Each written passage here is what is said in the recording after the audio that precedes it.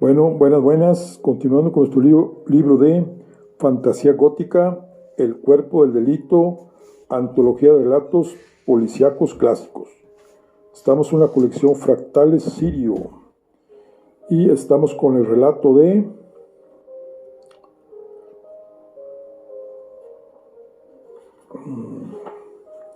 La casa encantada de Wilkie Collins. Y vamos a iniciar el capítulo 7.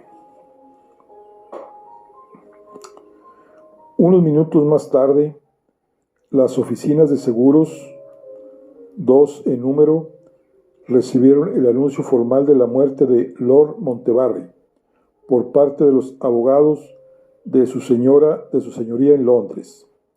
La suma asegurada en cada oficina era de 5,000 libras, de las que solo se había pagado la prima de un año. Ante una emergencia económica como esta, los directores consideraron conveniente examinar su situación. Los asesores médicos de las dos oficinas que habían recomendado el seguro de vida de Lord Montevarri fueron convocados a consejo sobre sus propios informes. El resultado despertó cierto interés entre las personas relacionadas con el negocio de los seguros de vida. Sin negarse en absoluto a pagar el dinero, las dos oficinas, actuando de común acuerdo, decidieron enviar una comisión de investigación a Venecia con el fin de obtener más información. El señor Troy fue el primero en enterarse de lo que estaba ocurriendo. Escribió inmediatamente para comunicar sus noticias a Agnes, añadiendo lo que consideraba una valiosa insinuación con estas palabras: sé que conoce usted muy bien a Lady Barbille, la hermana mayor del difunto Lord Montevarri. Los abogados contratados por su marido son también los abogados de una de las dos oficinas de seguros. Es posible que haya algo en el informe de la Comisión de Investigación sobre la desaparición de Ferrari. A las personas normales no se les permitiría, por supuesto, ver tal documento, pero una hermana del difunto Lord es una pariente tan cercana que constituye una excepción a las normas generales. Si Sir Teodoro Barbille lo plantea así, los abogados, aunque no permitan que su esposa vea el informe, al menos responderán a cualquier pregunta discreta que ella pueda hacer refiriéndose a él. Hágame saber lo que piensa de esta sugerencia lo antes posible. La respuesta se recibió a vuelta de correo. Agnes declinó hacer uso de la propuesta del señor Troy. Mi interferencia, por inocente que fuera, escribió, ya ha producido resultado tan deplorable que no puedo ni me atrevo a intervenir más en el caso de Ferrari. Si no hubiera consentido que ese desgraciado se refiriera a mí por mi nombre, el difunto Lord Montevarri nunca lo habría contratado y su esposa se habría ahorrado la miseria y el suspenso que sufre ahora. Ni siquiera le echaría un vistazo al informe al que alude si lo tuviera en mis manos. Ya he oído hablar más que suficiente de esa horrible vida en el Palacio de Venecia. Si la señora Ferrari decide dirigirse a Lady Barbille con su ayuda, eso ya es otra cosa. Pero incluso en ese caso, debo poner como condición que mi nombre no sea mencionado. Perdóneme, querido señor Troy, soy muy infeliz y muy poco razonable, pero solo soy una mujer y no debe esperar demasiado de mí. Frustrado en esta dirección, el abogado aconsejó a continuación intentar descubrir la dirección actual de la criada inglesa de Lady Montbarry. Esta excelente sugerencia tenía un inconveniente: solo podía llevarse a cabo gastando dinero y no había dinero para gastar. A la señora Ferrari le asustaba la sola idea de hacer uso del billete de 1000 libras. Estaba depositado en un banco. Si se lo mencionaban, se estremecía y lo llamaba con fervor melodramático el dinero manchado de sangre de mi marido. Así pues, debido al estrés de las circunstancias, el intento de resolver el misterio de la desaparición de Ferrari se suspendió durante un tiempo.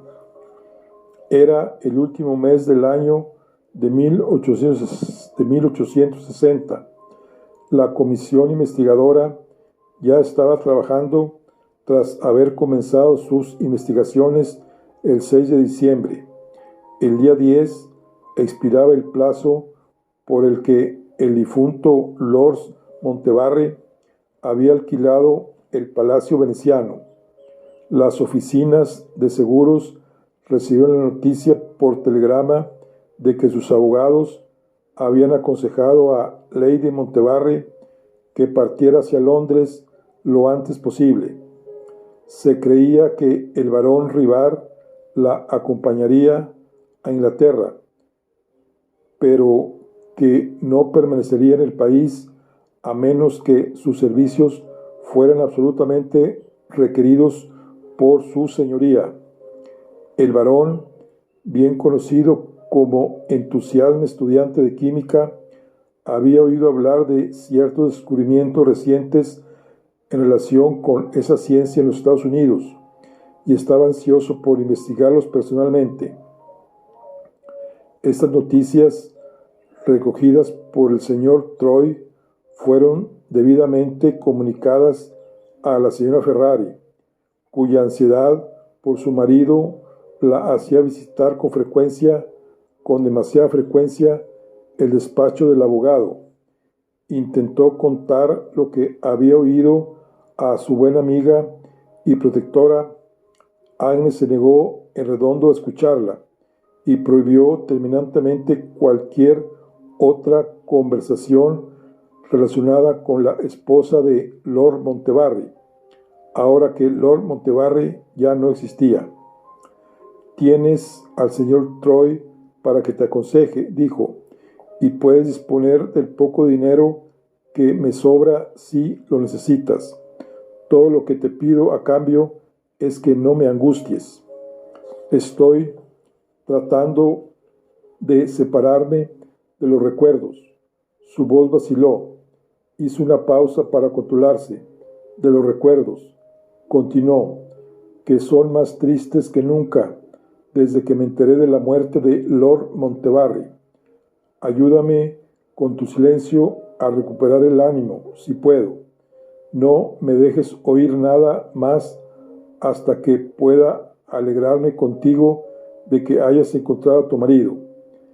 El tiempo avanzó hasta el día 13 del mes y el señor Troy recibió más información interesante. Los trabajos de la Comisión de Seguros habían llegado a su fin. Ese día se había recibido el informe de Venecia.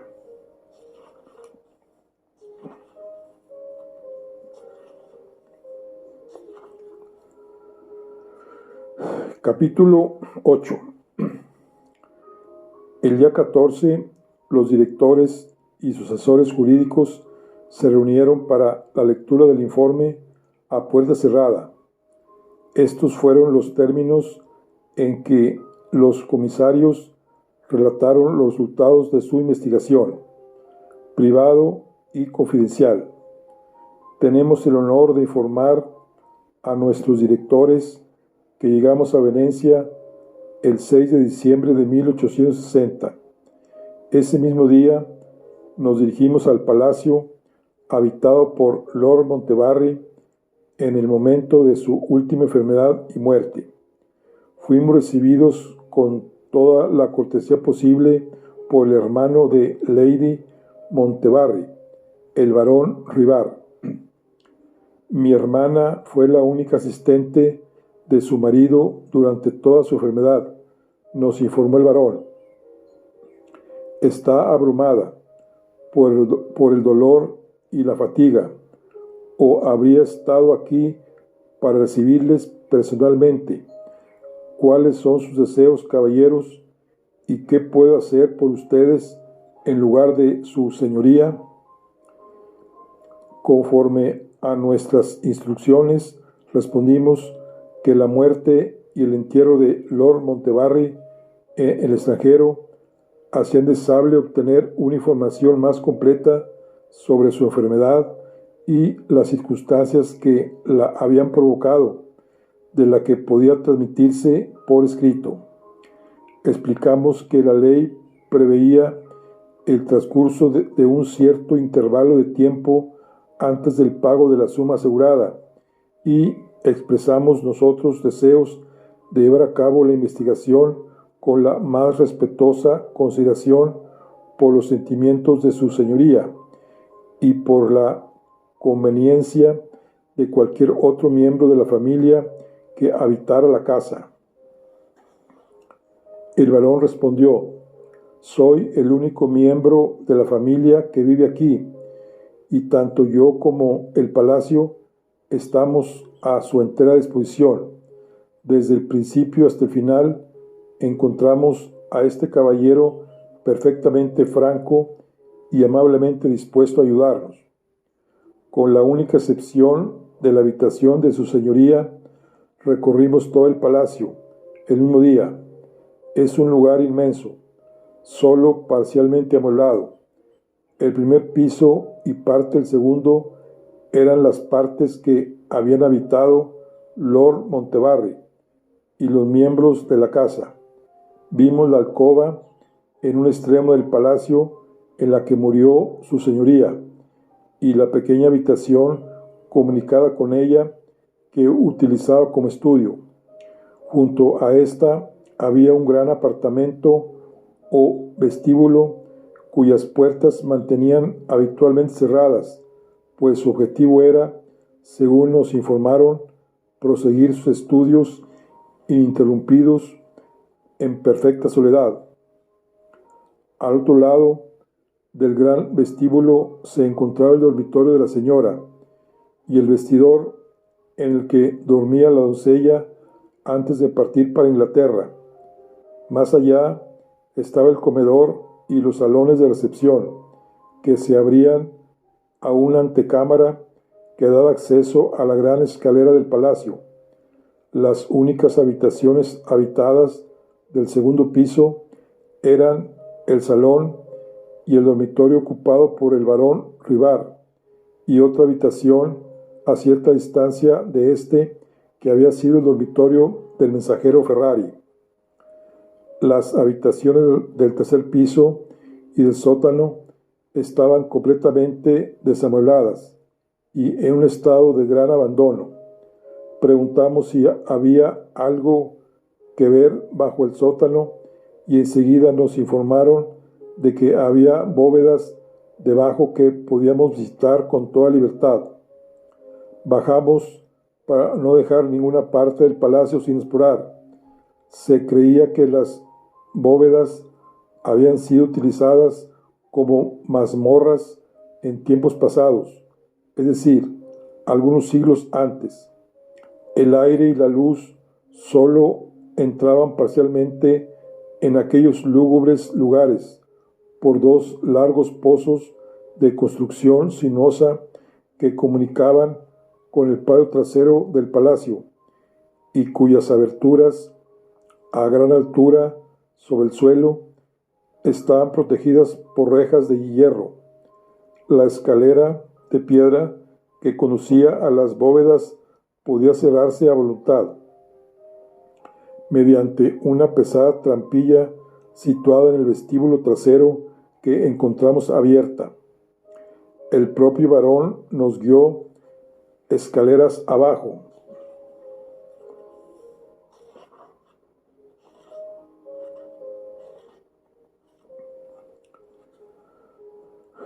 Comentamos que sería incómodo que la trampilla se cayera y cerrara la abertura ante nosotros. El varón sonrió ante la idea. No se alarmen, caballeros, dijo. La puerta es segura. Yo mismo me interesé en comprobarlo cuando habitamos el palacio por primera vez. Mi estudio favorito es el de la química experimental y mi taller, desde que estamos en Venecia, está aquí abajo. Estas últimas palabras explicaban un curioso olor en la bóveda que percibimos en cuando entramos en ellas. Solo podemos describir el olor diciendo que era de dos tipos: débilmente aromático, por así decirlo, en su primer efecto, pero con un olor posterior muy nauseabundo en nuestras fosas nasales. Los hornos y retortas del varón, entre otras cosas, estaban ahí para hablar por sí mismos, junto con algunos paquetes de productos químicos con el nombre y la dirección de la persona que los había suministrado, bien visibles en sus etiquetas.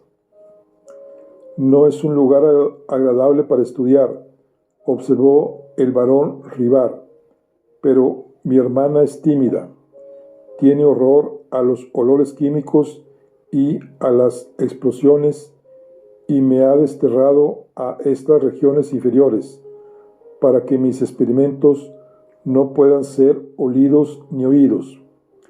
Extendió las manos en las que había notado que llevaba guantes en la casa.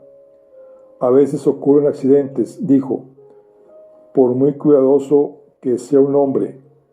El otro día me quemé gravemente las manos al probar una nueva combinación y solo ahora se están recuperando. Mencionamos estos incidentes por lo demás sin importancia, para demostrar que nuestra exploración del palacio no se vio obstaculizada por ningún intento de ocultación. Incluso fuimos admitidos en la propia habitación de su señoría en una ocasión posterior, cuando salió a tomar el aire. Nuestras instrucciones nos recomendaban examinar la residencia de su señoría, porque la extrema privacidad de su vida en Venecia y la notable marcha de los dos únicos criados de la casa podían tener alguna relación sospechosa con la naturaleza de su muerte. No encontramos nada que justificara la sospecha. En cuanto al modo de vida retirado de su señoría, hemos conversado sobre el tema con el cónsul y el banquero, los dos únicos extraños que mantenían alguna comunicación con él. Una vez fue el banco para obtener dinero de su carta de crédito y se excusó de aceptar una invitación para visitar el banquero en su residencia privada. Debido a su delicado estado de salud, su señoría escribió en el mismo sentido al enviar su tarjeta al cónsul para excusar de devolver personalmente la vida de ese caballero al palacio. Hemos visto la carta y nos permitiremos ofrecer la siguiente copia de la misma. Muchos años pasados en la India han dañado mi constitución. He dejado de ir a la sociedad. La única ocupación de mi vida ahora es el estudio de la literatura oriental. El aire de Italia es mejor para mí que el aire de Inglaterra, o nunca habré salido de casa. Le ruego acepte las disculpas de un estudiante y un inválido. La parte activa de mi vida ha llegado a su fin.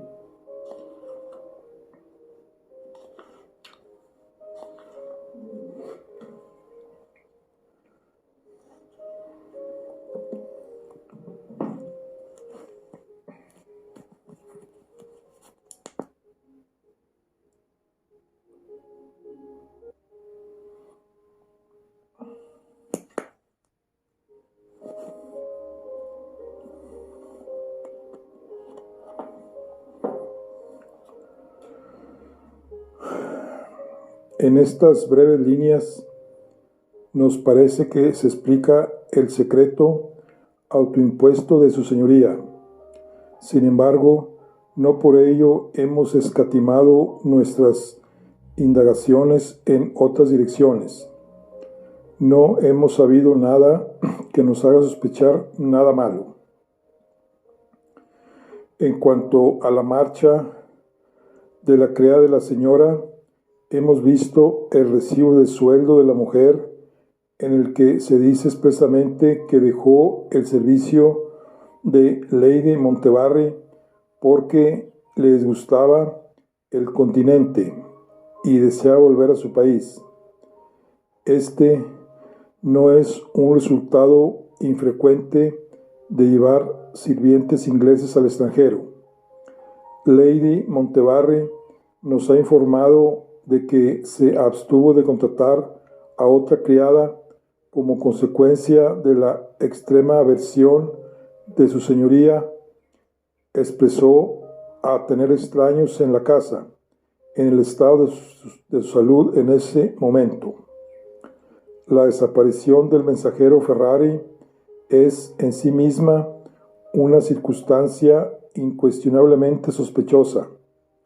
Ni su señoría ni el varón pueden explicarlo, y ninguna investigación que hayamos podido hacer ha arrojado la menor luz sobre ese suceso ni nos ha justificado para asociarlo directa o indirectamente con el objeto de nuestra investigación.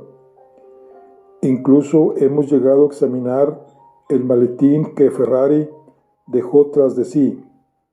No contiene más que ropa y sábanas, nada de dinero, ni siquiera un trozo de papel en los bolsillos de la ropa.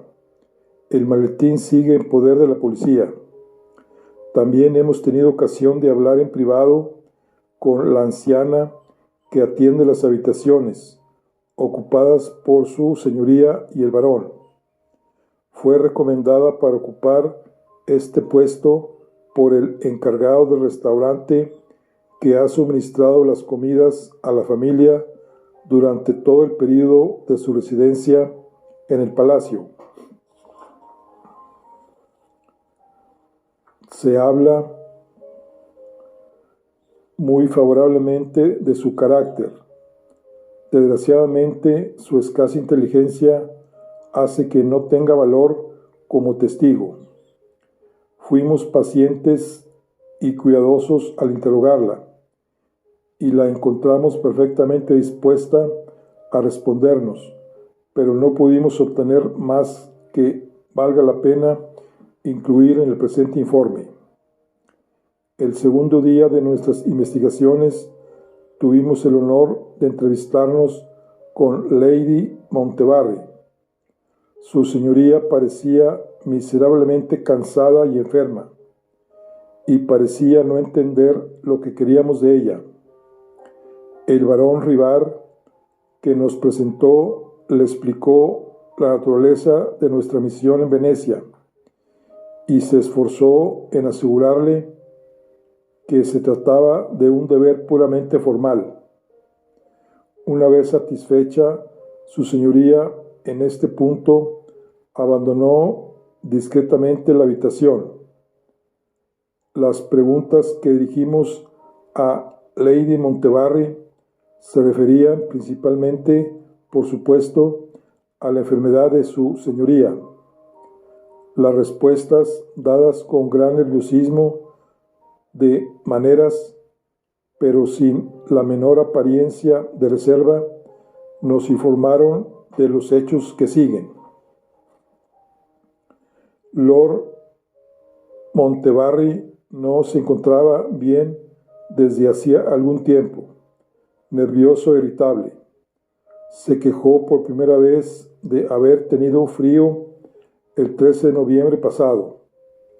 Pasó una noche despierto y febril y permaneció en cama al día siguiente. Su señoría propuso pedir consejo médico. Él se negó a que lo hiciera, diciendo que podía ser fácilmente su propio médico en un asunto tan insignificante como un resfriado. A petición suya, se preparó un poco de limonada caliente para que sudara. Como la criada de Lady Montevarri la había dejado en ese momento, el mensajero Ferrari, entonces el único criado de la casa, salió a comprar los limones. Su señoría preparó la bebida con sus propias manos. Consiguió hacer transpirar y Lord Montevarri pudo dormir algunas horas. Más tarde, al necesitar los servicios de Ferrari, Lady Montevarri le llamó. No contestó al timbre. El barón Rivard buscó al hombre dentro y fuera del palacio en vano. A partir de ese momento no se pudo descubrir ni rastro de Ferrari. Esto sucedió el 14 de noviembre. En la noche del 14 volvieron los síntomas febriles que acompañaban al resfriado de su señoría. Tal vez se debiera en parte a las molestias y la alarma causada por la misteriosa desaparición de Ferrari. Había sido imposible ocultar la circunstancia, ya que su señoría llamó repetidamente al mensajero insistiendo en que el hombre debía aliviar a Lady Montevarri y al varón ocupando sus lugares durante la noche junto a su cama. El día 15, el día en que la anciana vino por primera vez a hacer las tareas domésticas, su señoría se quejó de dolor de garganta y de una sensación de opresión en el pecho. Ese día, y de nuevo el 16, la señora y el varón le rogaron que fuera al médico, pero él se negó. No quiero caras extrañas a mi alrededor. Mi resfriado seguirá su curso a pesar del médico, fue su respuesta. El día 17 empeoró tanto que se decidió pedir ayuda médica, le gustara o no. El barón Rivard, después de preguntar en casa del cónsul, consiguió los servicios del doctor Bruno, conocido como eminente médico en Venecia, con la recomendación adicional de haber residido en Inglaterra y haberse familiarizado con la práctica médica inglesa. Hasta ahora, nuestro relato de la enfermedad de su señoría se ha derivado de las declaraciones de Lady Montevarri. La narración continuará ahora en el lenguaje del propio informe del doctor que adjuntamos. Mi diario médico me informa de que vi por primera vez al inglés Lord Montevarri el 17 de noviembre. Sufría un fuerte ataque de bronquitis. Había perdido un tiempo precioso por su obstinada y objeción a la presencia de un médico junto a su cama. En general, su estado de salud era delicado. Su sistema nervioso estaba desordenado. Era a la vez tímido y contradictorio. Cuando le hablaba en inglés, contestaba en italiano. Y cuando lo intentaba en italiano, volvía al inglés.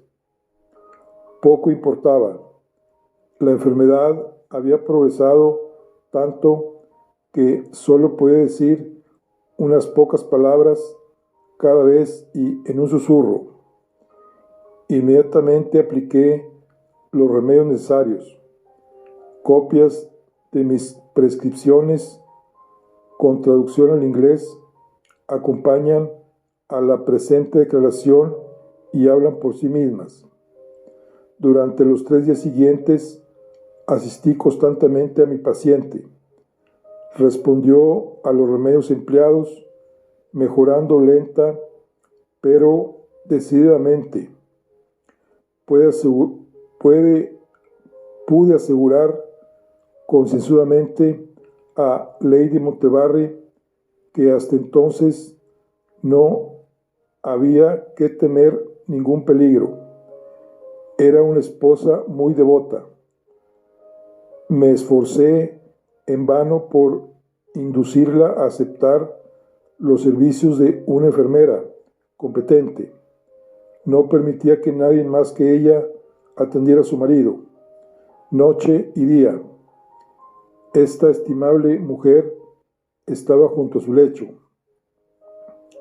En sus breves intervalos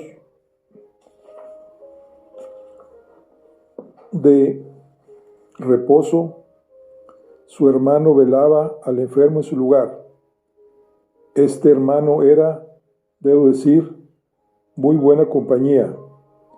En los intervalos en que teníamos tiempo para conversar un poco, se dedicaba a la química en las temibles bóvedas del palacio y quería enseñarnos algunos de sus experimentos. Ya tengo bastante con la química para escribir recetas y me negué. Se lo tomó con bastante buen humor. Me estoy desviando de mi tema. Permítame volver al señor enfermo. Hasta el día 20, las cosas fueron bastante bien. No estaba preparado para el desastroso cambio que se produjo cuando le hice a Lord Montbarry una visita matutina del día 21. Había recaído y gravemente. Al examinarlo para descubrir la causa, encontré síntomas de neumonía, es decir, en lenguaje no médico, inflamación de la sustancia de los pulmones. Respiraba con dificultad y solo podía aliviarse parcialmente tosiendo. Hice las más estrictas averiguaciones y me aseguraron que su medicina había sido administrada tan cuidadosamente como de costumbre y que no había estado expuesto a ningún cambio de temperatura. Con gran renuencia me sumé a la angustia de Lady Montbarry, pero cuando sugirió una consulta con otro médico, me sentí obligado a confesar que yo también pensaba que era realmente necesaria. Su señoría me ordenó que no reparara en gastos y que consiguiera la mejor opinión médica en Italia. La mejor opinión estaba felizmente a nuestro alcance. El primero y más importante de los médicos italianos es Torello de Padua. Envió un mensajero especial para el gran hombre. Llegó el 21 por la tarde y confirmó mi opinión de que se había declarado una neumonía y que la vida de nuestro paciente corría peligro. Les puse mi tratamiento del caso, que aprobó en todos sus puntos. Hizo algunas sugerencias valiosas y a petición expresa de Lady Montbarry, consintió en aplazar su regreso a Padua hasta la mañana siguiente. Ambos vimos al paciente a intervalos durante la noche. La enfermedad, que avanzaba sin cesar, puso en jaque nuestra mayor resistencia. Por la mañana, el doctor Torello se despidió. No puedo ser de más utilidad, me dijo. El hombre ya no tiene remedio y debería saberlo. Más tarde, ese mismo día, advertí a mi señor tan amablemente como pude que había llegado su hora. Me han informado de que hay serias razones para que declare lo que pasó entre nosotros en esa ocasión, en detalle y sin ninguna reserva. Accedo a la petición. Lord Montbarry recibió la noticia de su próxima muerte con serenidad, pero con cierta duda. Me hizo señas para que acercara mi oído a su boca. Susurró débilmente: ¿está usted seguro? No era momento de engañarle. Le dije: totalmente seguro. Esperó un poco, jadeando, y volvió a susurrarme: toque debajo de la almohada. Encontré bajo su almohada una carta sellada y franqueada, lista para el correo. Sus siguientes palabras fueron solo audibles y nada más: envíela usted mismo. Le contesté que, por supuesto, que así lo haría, y así lo hice. Miré la dirección. Estaba dirigida a una señora de Londres. No recuerdo la calle. El nombre lo recuerdo perfectamente. Era un nombre italiano: señora Ferrari. Aquella noche mi señor estaba a punto de morir de asfixia. Conseguí que lo superara por el momento, y sus ojos mostraron que me entendía cuando le dije a la mañana siguiente que había enviado la carta. Esta fue su último esfuerzo de conciencia. Cuando volví a verle, estaba sumido en la apatía. Permaneció en un estado de insensibilidad, apoyado por estimulantes, hasta el día 25, y murió inconsciente hasta el final en la tarde de ese día. En cuanto a la causa de su muerte, parece, si se me disculpa por decirlo, simplemente absurdo hacer la pregunta. Bronquitis, que terminó en neumonía. No hay más duda de que esta, y solo esta, fue la enfermedad de la que murió. Como que 2 y 2 son 4. La propia nota del doctor Torello sobre el caso se añade aquí a un duplicado de mi certificado, con el fin, según me han informado, de satisfacer a algunas oficinas inglesas en lo que la vida de su señoría estaba asegurada. Las oficinas inglesas deben haber sido fundadas por ese célebre santo y escéptico mencionada en el Nuevo Testamento, cuyo nombre era Tomás. Las pruebas del doctor Bruno terminan aquí. Volviendo por un momento a nuestras indagaciones dirigidas a Lady Montbarry, tenemos que comunicar que no puedo darnos ninguna información sobre el asunto de la carta que el doctor envió a petición de Lord Montbarry, cuando la escribió su señoría, que contenía por qué la mantuvo en secreto para Lady Montbarry y también para el barón, ¿Y por qué escribió a la esposa de su mensajero? Son preguntas para las que nos resultan imposibles obtener respuesta alguna. Parece incluso inútil decir que el asunto está abierto a la sospecha. La sospecha implica conjeturas de algún tipo, y la carta bajo la almohada de mi señor desbarata todas las conjeturas. Quizá una solicitud a la señora Ferrari puede aclarar el misterio. Su residencia en Londres será fácilmente averiguada en la oficina de correos italianos, Golden Square. Habiendo llegado al final del presente informe, tenemos que llamar la atención sobre la conclusión que se justifica por los resultados de nuestra investigación. La cuestión ante nuestros directores y ante nosotros mismos parece ser esta: ¿ha revelado la investigación alguna circunstancia extraordinaria que haga sospechar de la muerte de Lord Montevarri?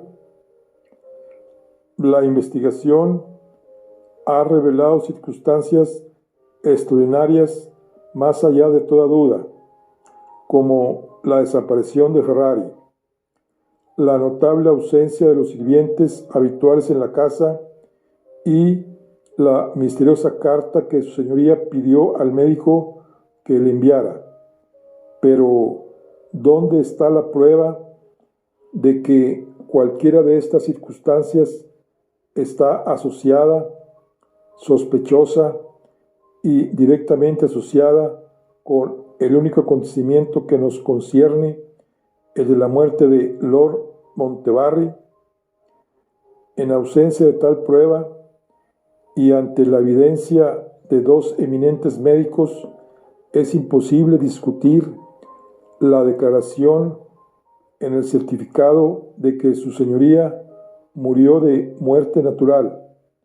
Por lo tanto, nos vemos obligados a informar de que no hay motivos válidos para denegar el pago de la suma por la que se aseguró la vida del difunto Lord Montevarri. Enviaremos estas líneas por el correo de mañana 10 de diciembre, dejando tiempo para recibir nuevas instrucciones, si las hubiera, en respuesta a nuestro telegrama de esta tarde, anunciando la conclusión de la investigación. Bueno, aquí concluimos lo que es el capítulo 8. Aquí concluimos, estamos con el libro de La Casa Encantada, y concluimos el capítulo 8. Nos vemos en la siguiente. Hasta luego.